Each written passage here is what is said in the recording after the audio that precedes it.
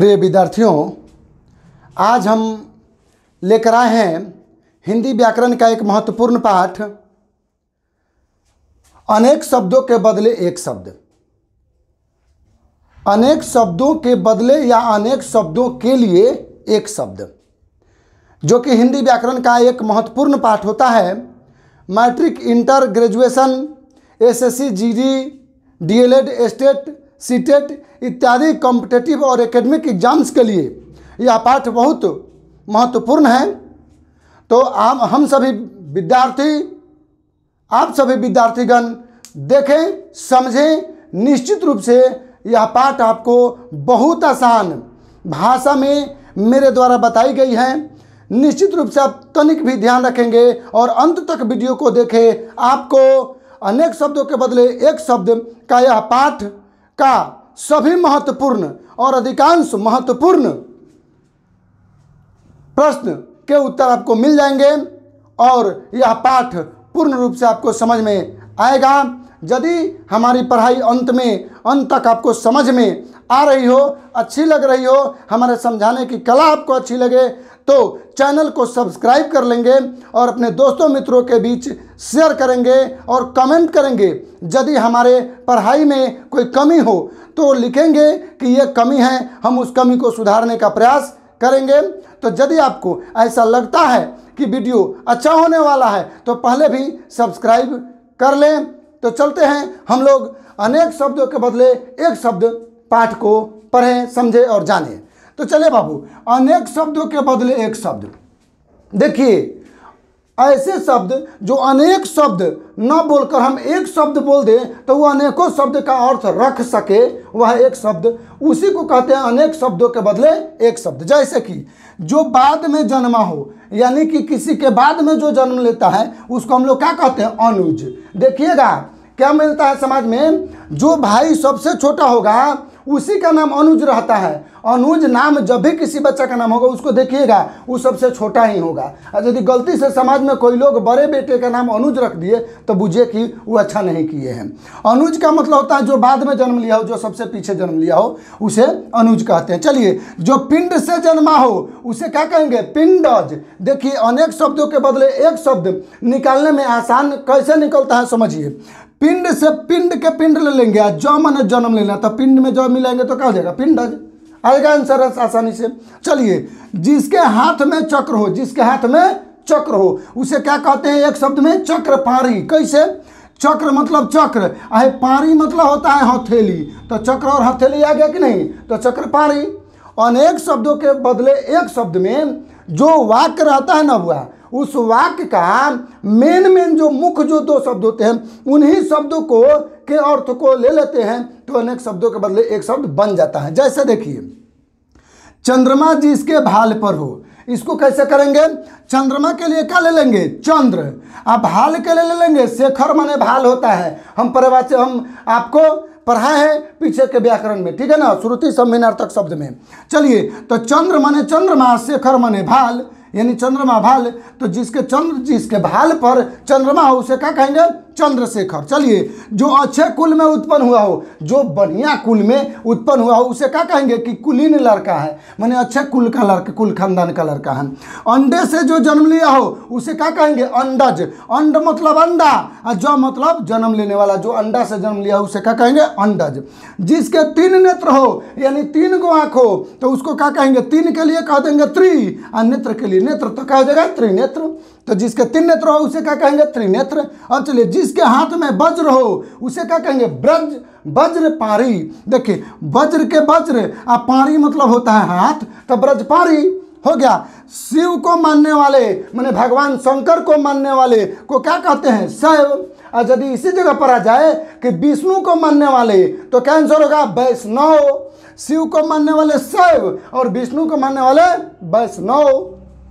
चलिए आगे देखते हैं, जिसके दो पद हो उसे क्या कहेंगे? तो द्वि मतलब दो और पद मतलब पद, यानी दो पद। तो दो पद, जिसमें दो पद हो उसे क्या कहेंगे? द्विपद। चलिए जी, द्विपद। जो जन्म से अंधा हो उसे क्या कहेंगे? तो जन्म के जन्म और अंधा के लिए अंध, तो जन्म और अंध मिलाएंगे तो क्या बनेगा? जन्मांध। तो जन्म से जो अंधा हो उसे क्या कहेंगे? जन्मांध। ठीक है, तो जन्म से अंधा, इसको एक शब्द में कहेंगे जन्मांध। देखिए, जिसका कोई शत्रु ना हो, जिसका कोई शत्रु यानी दुश्मन ना हो, उसे क्या कहते हैं एक शब्द में? अजात शत्रु।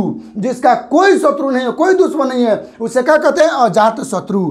जो तालाबों में जन्मता है, जो तालाब में जन्म लेता है, उसे एक शब्द में क्या कहेंगे? सरसीज। कैसे? तो सरसी माने होता है तालाब, और जो माने जन्म लेने वाला, यानी तालाब में जन्म लेने वाला। तालाब में जो जन्म लेता है उसे क्या कहते हैं? सरसीज। आगे चलिए, जिसे कोई जीत ना सके, जिसको कोई जीत नहीं सके, उसे क्या कहेंगे? अजीत। अ मतलब नहीं है, जीत माने जीत सके, जिसे कोई जीत नहीं सके उसे अजीत कहते हैं। जो सब कुछ जानता है, उसे एक शब्द में क्या कहेंगे? तो देखिए, सर्व माने होता है सब कुछ, और ज्ञ माने होता है जानने वाला। सब कुछ जानने वाले को क्या कहते हैं? सर्वज्ञ। जो कम जानता है, कम जानता है, तो कम को क्या कहेंगे? अल्प। अल्प माने क्या होता है? कम। अज्ञ माने जानने वाला, यानी कम जानने वाला, जो कम जानता है उसको क्या कहेंगे? अल्पज्ञ।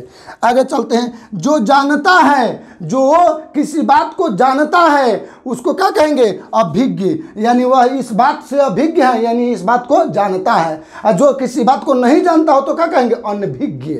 जो किसी बात को जानता हो तो उसे अभिज्ञ, जो नहीं जानता हो वो अनभिज्ञ। चलिए, जो युद्ध में स्थिर रहता हो उसे क्या कहेंगे? युधिष्ठिर। युद्ध मतलब युद्ध, और स्थिर मतलब स्थिर, जो युद्ध में स्थिर रहता हो। चलिए, जो बाएं हाथ से तीर चलाता हो, जो बाएं हाथ से, देखिए अधिकांश लोग किससे? दाहिने हाथ से तीर चलाते हैं, लेकिन जो बाएं हाथ से तीर चलाते हैं उसे क्या कहते हैं? एक शब्द है सब्यसाची। चलिए, समान उदर से जन्म लेने वाला, माने एक ही पेट से, उदर मतलब पेट होता है, एक ही उदर से जन्म लेने वाले को क्या कहते हैं? सहोदर। तब ना कहते हैं कि सहोदर भाई, यानी एक ही पेट से जन्म लेने वाला खास भाई, यानी सहोदर भाई। जिसकी गर्दन सुंदर हो उसे क्या कहते हैं? तो सुंदर को कहेंगे सु। सु मतलब सुंदर, और ग्रीव मतलब हो जाएगा गर्दन, सुंदर गर्दन। तो सुंदर गर्दन वाले को क्या कहेंगे? सुग्रीव। चलिए, रात और संध्या के बीच की बेला। देखिए, रात और संध्या माने शाम, शाम और रात के बीच का जो समय होता है उसको क्या कहते हैं? गदबेर कहते हैं, या उसी को हिंदी में गोधूली कहते हैं, और लोकल भाषा में गदबेर कहते हैं। तो रात और संध्या के बीच की बेला को क्या कहेंगे? गोधूली। चलिए, नष्ट होने वाला, जो नष्ट हो जाने वाला हो, जैसे मानव शरीर है, मनुष्य का शरीर है, या दुनिया में कोई भी वस्तु जो दिख रही है, सब एक न एक दिन क्या होगा? नष्ट होगा। यानी सब वस्तु क्या है? नश्वर है। तो नष्ट होने वाले को क्या कहेंगे? नश्वर। चलिए जी, आगे बढ़ते हैं। बेटे के बेटे का बेटा, ठीक है, मतलब आप हमारे बेटे का बेटा, उसको क्या कहेंगे? प्रपौत्र, यानी परपोता। क्या होगा? परपोता। आगे चलिए, जंगल में लगने वाली आग, जो आग जंगल में लग जाए, जंगल में आग लग जाए, उस आग को क्या कहते हैं? दावानल। दावानल माने होता है जंगल में लगने वाली आग। ठीक है, एगो जंगल में आग लगता है, एगो पेट में आग लगती है। जब हम लोग काफ़ी देर तक भूखे रहे तो पेट में लगता है आग लगा हुआ है। ठीक है, तो पेट में आग लगने वाली आग को एक शब्द में क्या कहेंगे? जठरानल। क्योंकि हम लोग अनेक शब्दों के बदले एक शब्द पढ़ रहे हैं, तो ये क्या है? पेट में लगने वाली आग, ये अनेक शब्द है, उसके बदला में एक शब्द क्या बोल देंगे? जठरानल। जठरानल बोल दिए, मतलब पेट में लगने वाली आग। आगे चलिए, जो आसानी से पचे, जो आसानी से क्या हो जाए? पच जाए, हम खाएं तो आसानी से पच जाए, वैसे भोज्य पदार्थ को क्या कहते हैं? सुपाच्य कहते हैं। सु माने सुंदर रूप से, पच माने पच जाए। चलिए, जो पैर से पानी पिए, जो पैर से पानी पीता है, बताइए मनुष्य पैर से पानी पीता है? नहीं। कौन पैर से पानी पीता है? पैर। तो पैर को क्या कहते हैं? पादप। पाद माने होता है पैर, प माने पीने वाला, पैर से पानी पीने वाला। आगे बढ़ते हैं, आकाश को चूमने वाला, उसको एक शब्द में क्या कहेंगे? तो आकाश को कहते हैं गगन। गगन माने आकाश, और चुंबी मतलब चूमने वाला। तो आकाश को चूमने वाले को एक शब्द में क्या कहेंगे? गगन चुंबी। क्योंकि गगन माने आकाश और चुंबी माने चूमने वाला, तो गगन चुंबी हो गया।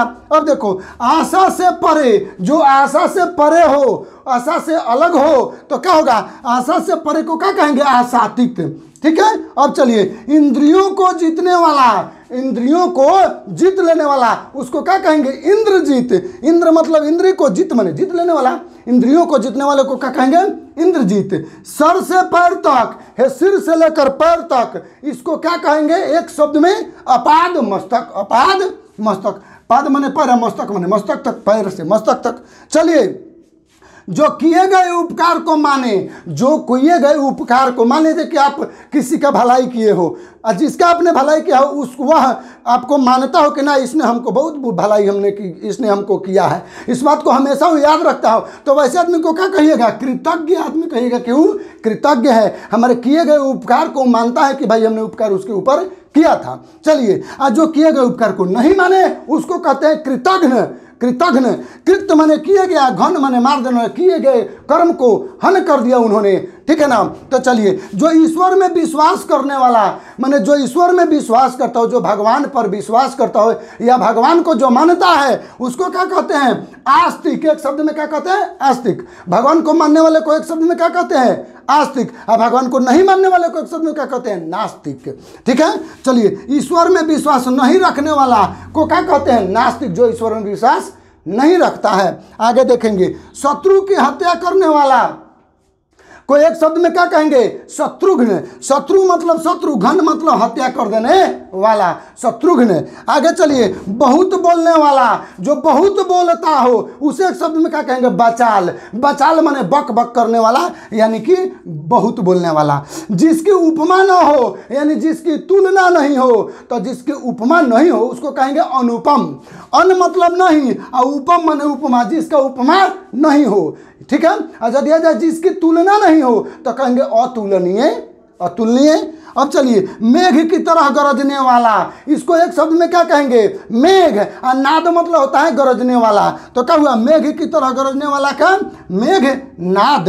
चलिए, न बहुत ठंडा और न बहुत गर्म, न बहुत ठंडा न बहुत गर्म, इतने शब्दों को एक शब्द में क्या कह देंगे? समशीतोष्ण। सम माने बराबर, शीत माने ठंडा, उष्ण माने गर्म, यानी बराबर ठंडा गर्म, माने जितना ठंडा है उतना ही गर्म है, यानी कि ना ज्यादा ठंडा है और ना ज्यादा गर्म है। तो क्या कहेंगे? जो न बहुत ठंडा न बहुत गर्म को एक शब्द में क्या कहेंगे? समशीतोष्ण। आगे देखिए, विधानसभा का सदस्य, जो विधानसभा का सदस्य हो, यानी जीत करके जो विधानसभा में जाता हो, ठीक है, और जनता के कार्य को करता है, उसको क्या कहते हैं? विधायक।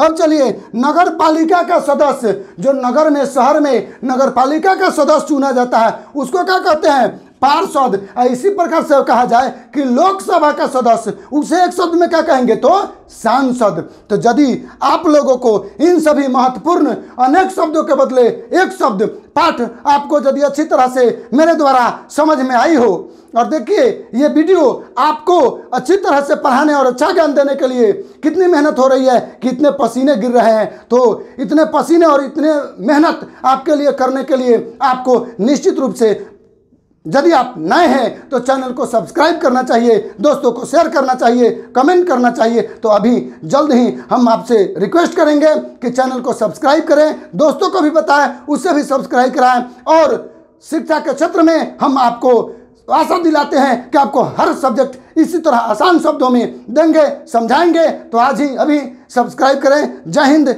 जय भारत, धन्यवाद।